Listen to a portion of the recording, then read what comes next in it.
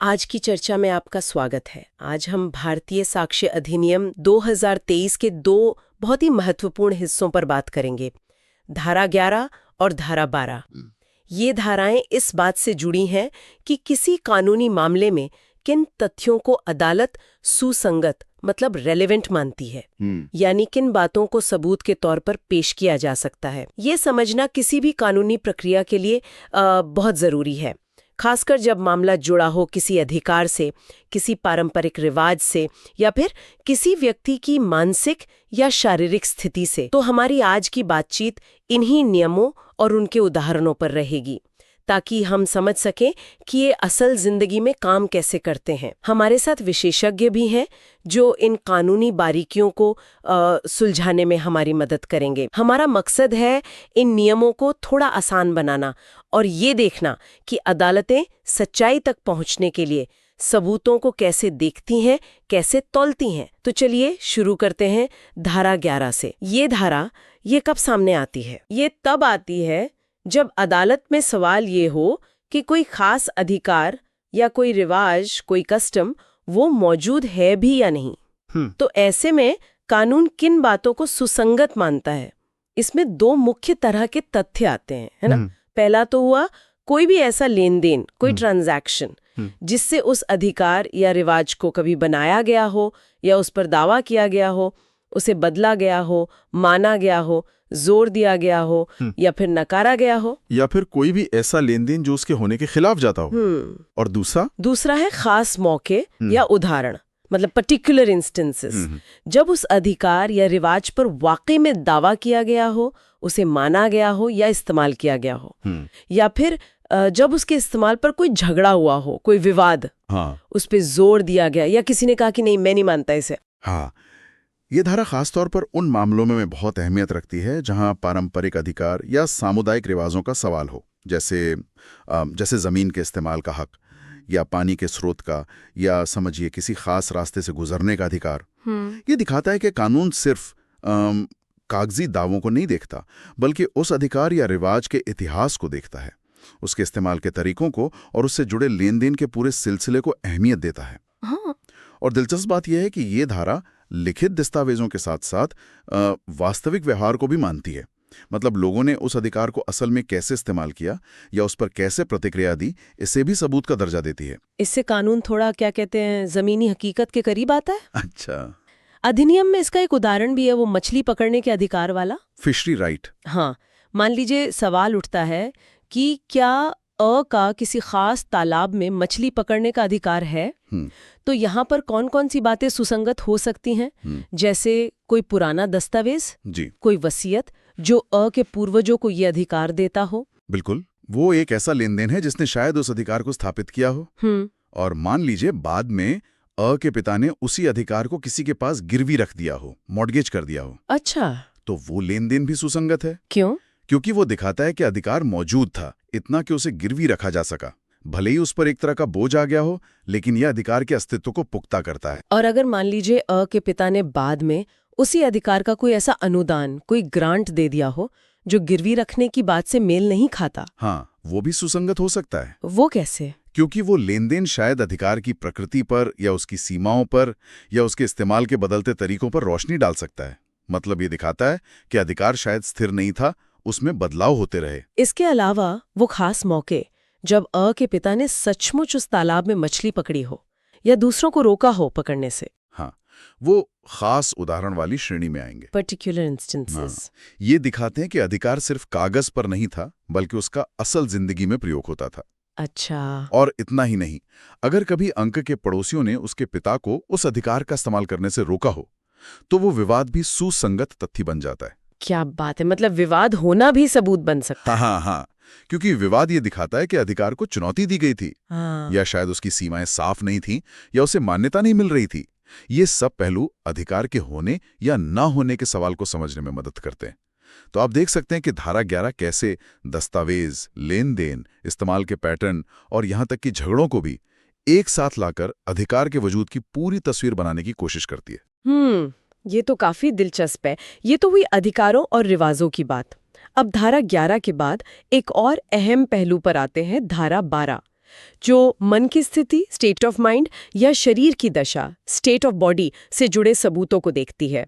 ये समझना शायद थोड़ा और पेचीदा है। बिल्कुल। धारा 12 कहती है कि जब किसी मामले में किसी व्यक्ति की मन की स्थिति जैसे उसका इरादा, इंटेंशन या ज्ञान, नॉलेज या सद्भावना, गुड फेथ, लापरवाही, नेग्लिजेंस, उतावलापन, रैशनेस या फिर किसी के प्रति दुर्भावना, इलविल या सद्भावना, गुडविल, या फिर उसके शरीर की दशा या कोई शारीरिक भावना, बॉडीली फीलिंग, अगर इनका होना ही विवाद का विषय हो या मामले से जुड़ा हो तो ऐसे तथ्य सुसंगत माने जाएंगे जो उस स्थिति को दर्शाते हों। ये धारा तो आप समझिए आपराधिक और दीवानी दोनों तरह के मुकदमों की जान है।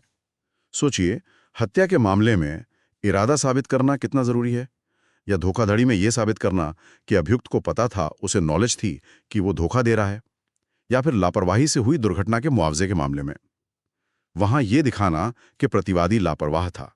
इन सब में धारा 12 काम आती है। और इसके साथ 2 स्पष्टीकरण एक्सप्लेनेशंस जुड़े हैं जो बहुत महत्वपूर्ण हैं। पहला स्पष्टीकरण कहता है कि मन या शरीर की स्थिति दिखाने वाला जो तथ्य है वो ये साबित करे कि वह स्थिति आमतौर पर नहीं बल्कि उस खास मामले के संदर्भ में मौजूद थी।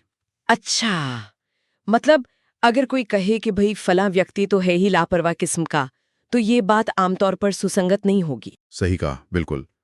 सबूत ये दिखाना चाहिए कि उस खास घटना के समय, उस खास मौके पर वो व्यक्ति लापरवाह था, ना कि उसकी सामान्य आदत ही लापरवाही की है। कानून व्यक्ति के चरित्र पर नहीं बल्कि उसके उस विशिष्ट कार्य या चूक पर ध्यान केंद्रित करता है। हालांकि इसके कुछ अपवाद भी हैं जिन पर हम अभी आएंगे। और दूसरा स्पष्टीकरण क्या कहता है? दूसरा स्पष्टीकरण ये कहता है कि अगर किसी अभियुक्त पर मुकदमा चल रहा है और उसका पहले किया गया कोई अपराध इस धारा के तहत सुसंगत है, मतलब जैसे ये दिखाने के लिए कि उसे ज्ञान था या उसका इरादा था, तो उस अपराध के लिए उसकी पिछली दोषी सिद्धि यानी प्रीवियस कन्विक्शन वो भी एक सुसंगत तथ्य मानी जाएगी। ओह, ये तो एक बड़ा सवाल खड़ा करता है कि किसी के पिछले रिकॉर्ड को, उसकी पिछली सजा को वर्तमान मामले में कितना वजन देना चाहिए। क्या इससे एक तरह के पूर्वाग्रह मतलब प्रेजुडिस का खतरा नहीं बढ़ता? बिल्कुल, ये एक बहुत ही नाजुक संतुलन है। कानून बनाने वाले हमेशा इसे साधने की कोशिश करते हैं। पिछली दोष सिद्धि को सबूत के तौर पर मानने की इजाजत कुछ खास स्थितियों में ही दी जाती है, खासकर जब वो वर्तमान आरोप में अभियुक्त के ज्ञान, इरादे या पहचान जैसे मुद्दों से सीधे तौर पर जुड़ी हों। लेकिन जाहिर है इसका इस्तेमाल बहुत सावधानी से किया जाना चाहिए ताकि मुकदमा व्यक्ति के चरित्र पर आधारित न हो जाए। हाँ, ये जरूरी है। चलिए इन नियमों को असल में कैसे लागू किया जाता है इसे समझने के लिए कुछ उदाहरण देखते हैं। अधिनियम में दिए गए इलस्ट्रेशंस इसमें काफी मदद करते हैं। जैसे एक मामला है जहां किसी पर चोरी का माल ये जानते हुए रखने का आरोप है।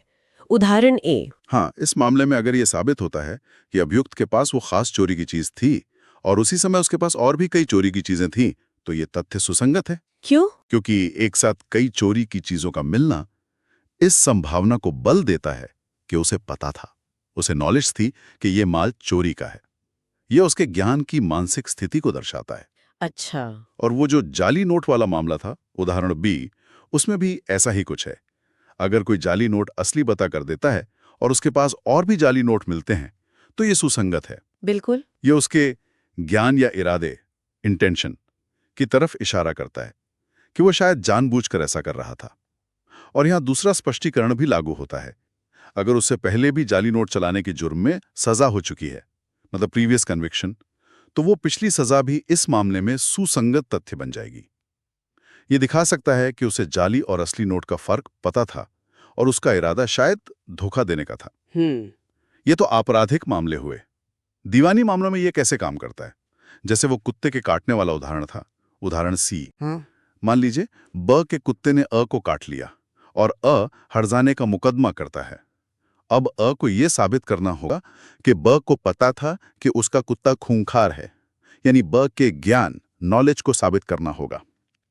तो अगर यह दिखाया जा सके कि उसी कुत्ते ने पहले भी मान लीजिए एक्स, वाई और जेड को काटा था और उन लोगों ने ब से इसकी शिकायत भी की थी, तो ये पिछले उदाहरण और शिकायतें सुसंगत तथ्य होंगी।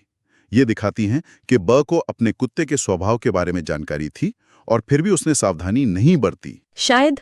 और लापरवाही के मामलों में, जैसे वो किराए पर दी गई खराब कार वाला उदाहरण। हाँ, अगर अ ने ब से कार किराए पर ली और वो खराब निकली, जिससे को चोट लगी, मुकदमा करता है। अब ये तथ्य कि उसी कार की उसी खास खराबी के बारे में पहले भी दूसरे लोगों ने ब को बताया था, ये सुसंगत है। ये दिखाता है कि ब को उस खराबी का ज्ञान था, फिर भी उसने कार किराए पर दी, जो लापरवाही, नेग्लिजेंस की ओर इशारा करता है। लेकिन इसी उदाहरण में ये भी कहा गया है कि ये तथ्य कि ब आमतौर पर मतलब जनरली अपनी कारों के रखरखाव में लापरवाह था, वो सुसंगत नहीं है। ये फर्क क्यों महत्वपूर्ण है? ये वापस उसी पहले स्पष्टीकरण पर आता है। कानून ये जानना चाहता है कि इस खास मौके पर क्या ब लापरवाह था। क्या उसे इस खास कार की उस खास खराबी का पता था? उसका सामान्य चरित्र या आदत कि वो हमेशा ही लापरवाह रहता है, वो यहां मायने नहीं रखती। फैसला इस खास घटना के तथ्यों पर होना चाहिए, न कि व्यक्ति की आम छवि पर। अच्छा। इसी तरह हत्या के मामले उदाहरण ओ में यह दिखाना कि अभियुक्त ने पहले भी उसी व्यक्ति पर गोली चलाई थी, उसके इरादे को दर्शाने के लिए सुसंगत हो सकता है, जैसा उदाहरण आई में है। हाँ। लेकिन यह कहना कि अभियुक्त की तो आदत ही है लोगों पर गोली चलाने की, यह सुसंगत नहीं माना जाएगा। समझ गई। तो कुल मिलाकर धारा 11 और 12 ये तय करती हैं कि अदालत में कौन से तथ्य सबूत के तौर पर पेश किए जा सकते हैं, और ये सिर्फ सीधी गवाही या दस्तावेज नहीं है, बल्कि परिस्थितियां, पिछला व्यवहार, लेकिन खास संदर्भ में, और यहाँ तक कि मन की स्थिति भी मायने रखती है जब वो मामले के केंद्र में हो। बिल्कुल। ये नियम, जिन्हें हम सुसंगति, रेलेवेंसी के सिद्धांत कहते हैं, ये साक्ष्य कानून की रीढ़ है। इनका मकसद है कि सुनवाई निष्पक्ष हो, अदालत का ध्यान भटके नहीं, और फैसला केवल उन्हीं सबूतों पर आधारित हो जो सीधे तौर पर मामले से जुड़े हों। ये कोशिश करते हैं कि निर्णय अनुमानों पर या पूर्वाग्रहों पर या किसी व्यक्ति के सामान्य चरित्र के बारे में धारणाओं पर नहीं, बल्कि ठोस मामले से जुड़े सबूतों पर आधारित हो। हाँ, ये न्याय प्रक्रिया का एक बहुत ही बुनियादी सिद्धांत लगता है कि लोगों को उनके विशिष्ट कार्यों और इरादों के लिए जवाबदेह ठहराया जाए, न कि उनकी छवि के लिए। सही कहा। ये नियम सुनिश्चित करते हैं कि न्याय की तराजू संतुलित रहे, सबूतों को छानकर केवल प्रासंगिक जानकारी ही अदालत तक पहुंचे, ताकि सच्चाई का पता लगाया जा सके। तो आज हमने भारतीय साक्ष्य अधिनियम 2023 की धारा 11 पर बात की, जो अधिकारों और रिवाजों से जुड़े तथ्यों की सुसंगति तय करती है, और धारा 12 पर, जो मन की स्थिति या शरीर की दशा से जुड़े तथ्यों की सुसंगति को परिभाषित करती है।